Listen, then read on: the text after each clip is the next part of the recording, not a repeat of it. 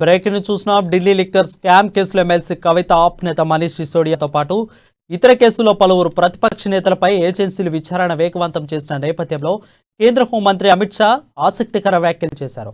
CBI, enforcement directorate వంటి దర్యాప్తు సంస్థలు నిష్పక్షపాతంగా పనిచేస్తున్నాయని స్పష్టం చేశారు. 2 కేసులు మినహా ఏజెన్సీలు దర్యాప్తు చేస్తున్న కేసులన్నీ యూపీఏ ప్రభుత్వ హయాంలో నమోదైనవేనని అన్నారు.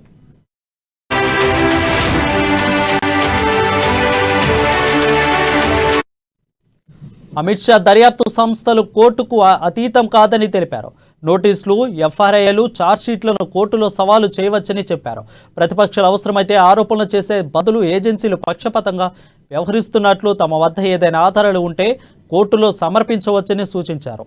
ఆదాని గ్రూప్పై విచారణ గురించి అడిగిన ప్రశ్నకు బదులిస్తూ దీనిపై సుప్రీంకోర్టు రిటైర్డ్ జడ్జితో ఒక కమిటీ ఏర్పాటు చేసిందని, ఇందులో ఎవరి తప్పు తేలినా విడిచిపెట్టకూడదని చెప్పారు.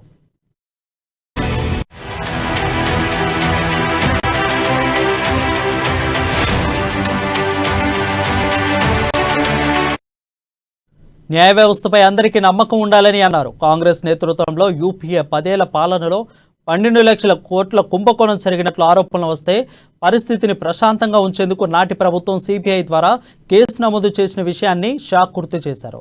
ఏజెన్సీలను అడ్డు పెట్టుకుని కేంద్ర ప్రతిపక్షాలను టార్గెట్ చేస్తుందన్న ఆరోపణలను అమిత్ షా ఖండించారు. వారి పార్టీలో నిపుణులైన లాయర్లు ఉన్నారు. తప్పు జరిగితే కోర్టులను ఆశ్రయించాలని సూచించారు. నిరాధార ఆరోపణలు ఎక్కువ కాలం ప్రజలు నమ్మరని అన్నారు.